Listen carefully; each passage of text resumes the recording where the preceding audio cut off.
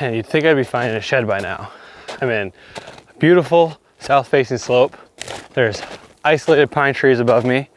I've got beds all over, lots of poop, tons of deer trails. I just saw a bunch of deer and no antlers. Why are there no antlers? Is that an antler on this beautiful south-facing slope? Nope. Is that an antler? Or that isolated pine tree? Nope. What the heck? Yeah, I thought these were go-to shed hunting spots. You know, when someone tells me I'm going to a go-to shed hunting spot, I would like to think that I'm gonna be finding an antler. What do you do? What do you do?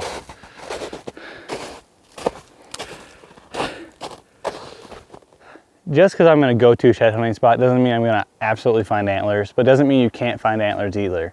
Here are 4 of my favorite go-to shed hunting spots.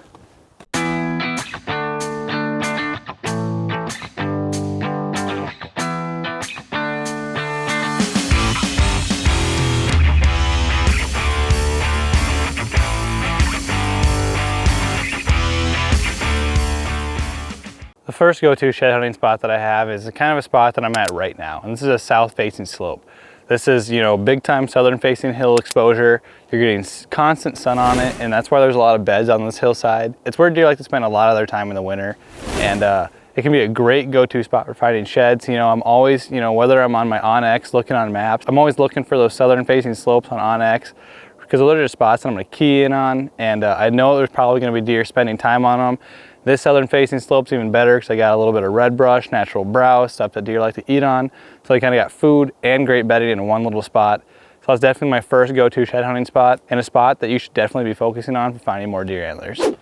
Oh, nice. Isolated pine tree, big trail leading to it. Snow melted under it, gotta be an antler here, right? No cigar. But that does lead me to another good point, that another spot you should definitely be paying attention to are isolated pine trees, isolated cedar trees. These can be really good because it offers an attractive spot to lure deer in to kind of bed underneath of them. Deer are really just pulled to these isolated pine trees and isolated cedar trees. They provide really good thermal bedding, and you know, no matter where you're at, if you're in a swamp, if you're in a, you know, kind of just like a big south-facing hillside like me, if I see an isolated pine tree, I'm beelining it to there. You know, if there's a big deer trail leading into it like there is here, you know, I think it's a really good spot to find sheds.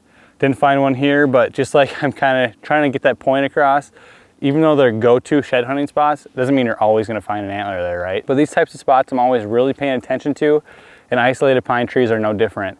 And then another spot that I want to talk about, because they're pretty similar, I'm not gonna be able to show you it here, are islands and big swamps. Now, I don't shed hunt very much swamp country, actually not really at all, or marsh country, but there are a lot of people that, you know, shed hunt in these, you know, around these big swamps. And what you want to be paying attention to in these big swamps are islands within the swamps. And a lot of these swamps, you might not be able to shed hunt later in the spring. You might be wanting to get to them right now, because then when everything melts, it's gonna be almost impassable to walk through.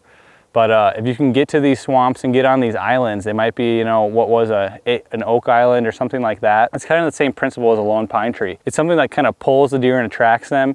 You know, with swamps and islands, it's because it provides a form of better bedding instead of just bedding like on frozen marsh. And so that can be another spot you want to pay attention to. And the last go-to shed hunting spot we're going to cover here in a second.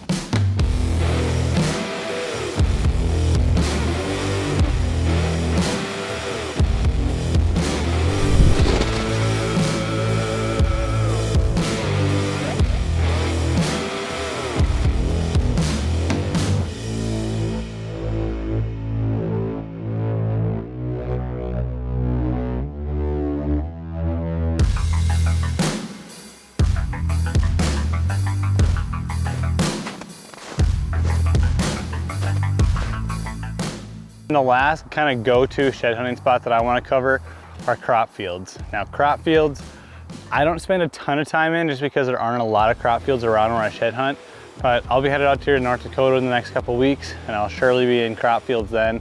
You know, you're looking for cut beans, cut corn, you know, anytime to put winter stubble, you know, where deer are digging at. anything like that. Standing crops are much more preferred in my personal assessment.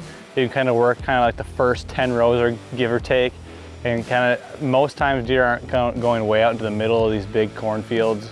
You know, if they're smaller they might be, but if they're big cornfields, you know, 5-10 acres are probably not. So definitely crop fields are something you should be checking out and definitely be paying attention to as you're trying to figure out where to shed hunt. If you want to learn more about shed hunting in fields and in a more in-depth look at shed hunting fields, be sure to check out the video up here. I'll link to my good buddies at the Breaking Point. They just did a vlog on shed hunting in fields. Definitely something you should be checking out. Go ahead and watch that video. And that's really all I got for you today. We covered southern facing hillsides, lone evergreens or cedar trees, swamp islands and swamps, and then crop fields. Between those 4 spots, they're definitely go-tos in my books when it comes to shed hunting. You know, if I can find any spot with that includes those types of areas, I'm definitely gonna be looking there. And really that's kind of the point of this video, is to kind of just help you out with some go-to shed hunting spots. Like I said, just because they're go-to shed hunting spots doesn't mean you're always gonna be finding antlers there, but that should be known already. If you like this video, please hit the like button, subscribe, the bell for notifications, all that good stuff. I really, really appreciate it. And I'll be bringing you more shed hunting vlogs here coming up. Before you know it, at the end of the month here, I'll be in North Dakota shed hunting, and then I'll be in Nebraska turkey hunting that same week. So a lot of cool stuff coming. I appreciate you guys watching so much, and I'll see you here next time.